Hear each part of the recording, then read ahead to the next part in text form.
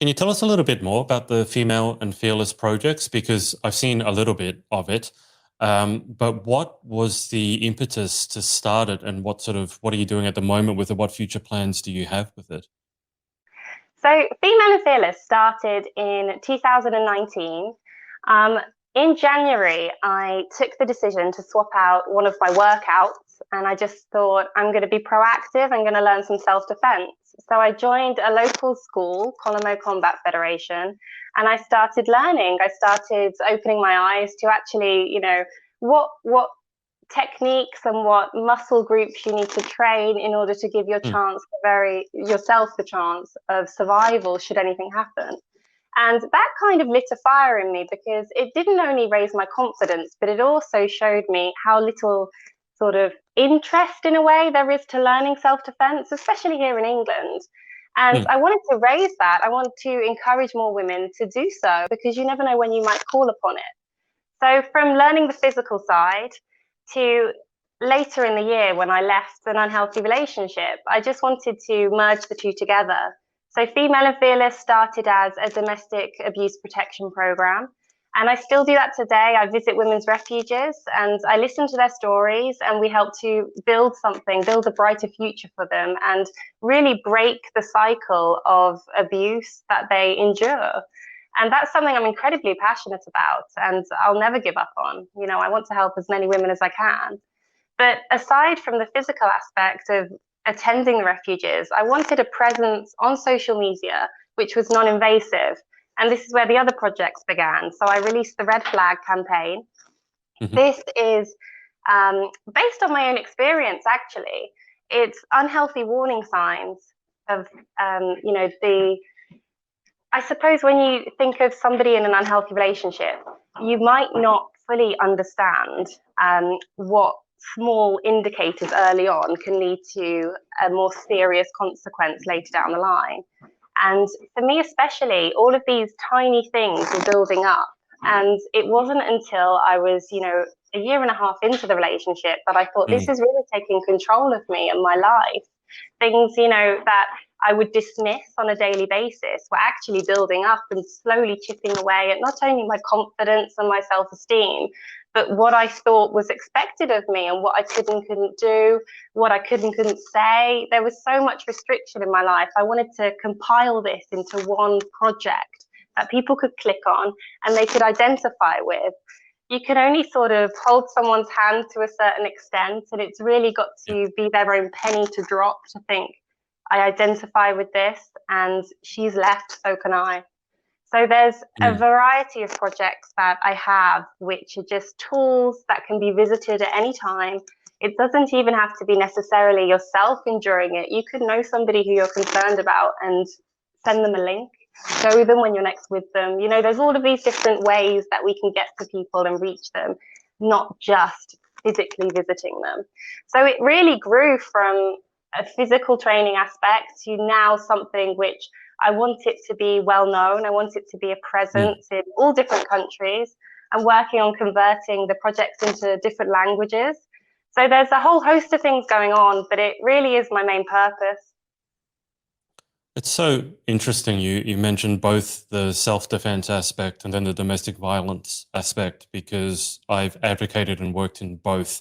So it was probably only a month ago that I did a podcast episode where I said one of the best things I think every pageant girl could do is take up a combat sport, not so that they could beat the stuffing out of someone else, but even if they never have to use it, just the confidence that comes from knowing that you know how to handle yourself.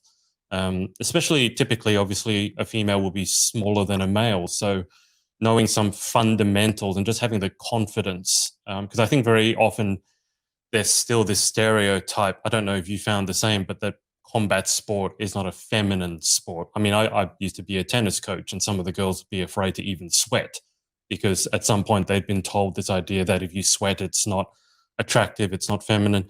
Have you found that to be at all true with your experience in self defense, that it's still seen predominantly as a male thing, less so of a female thing?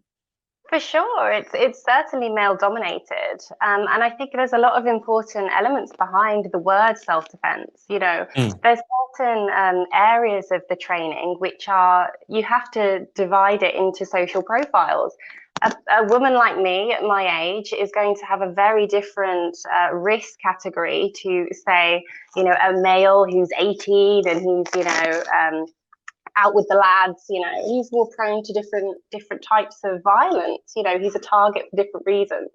mm. And a lot of the message that I try to sort of get across to women, especially before they join and start learning, is it's not glamorous. Of course it's not. We're not training to look good and to do all of these Yeah. Hollywood moves. You know, I'm not here to encourage you to do a sequence of 12 steps to look great on Instagram. That's just not that's not the point. The It's point so is funny, though, that you survival. say that, because I've studied some martial arts where you learn what's called a kata to pass your first grade or your second grade. And literally, the kata is like 12 moves pre planned out. But the thing is, in a real life situation, you never know what the other person is going to do. It's almost like telling them, well, you know, your attacker would stand here and let you punch them 3 times and then let you turn around and elbow them. And it's like, that is not how it happens in real life. That's precisely true. Everything you've just said is just music to my ears because that's what quite a lot of people don't acknowledge. You know, when you go to self-defense training, if you go to, I mean, it's fantastic. Martial arts are brilliant for confidence, Mm, and you really do get the buzz. You know, when you strike a mm, pad and it connects properly, it feels mm. great. And it's amazing once you know, can do a routine off by heart. You know, that feeling's really, you've aced it. But actually, what we teach isn't all of this fancy stuff. It's responding to things in a reflexive way. Because when you're in a situation, whether it's spontaneous or domestic abuse, whether there's been a build up to it, your reflexes, excuse me, your reflexes are going to be the same. So it's tweaking those reflexes in Mm, small ways to make them effective for your own self protection. So, for example, if say you were approaching me in an intimidating way, my first response, as a lot of people's would be to just put my hands up, you know, to say, "Whoa, mm, whoa, what are you doing? You know, please back off."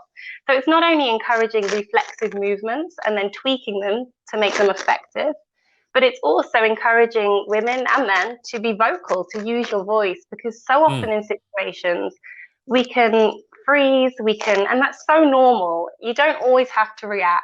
And if you do freeze, you should never feel any shame or guilt over that because it's your body's natural response. It's fight or flight. Yeah. And we encourage people to start using their voice. You know, if something's happening, be vocal about it. It doesn't matter if you cause a scene, you're protecting yourself. If Mm, something's happening and you need to remove yourself from the situation, raise your voice, speak up, and then allow your reflexes to follow. So it's not, like I said, it's not about looking slick. It's not about delivering techniques perfectly each time. mm. It is absolutely about your survival. It's about getting out of a situation in one piece and covering things like knife crime when we host those seminars. Another Mm. thing that we say is if you're involved in an incident and there's an edged weapon present, it's not about not getting, you know, caught. It's about protecting the main areas so that you can Yeah. survive after an attack. So sure, you might get sliced here, you know, something can happen. It might nick you somewhere. But if you're protecting your main arteries, your vital organs, then you have a better chance of survival, even if you need hospital treatment. So it's such a broad spectrum that we cover. And I think those fundamental elements are often lost in translation when you see self-defense videos online because it all looks so slick and glamorous when the nitty Yeah. gritty, that's not the reality.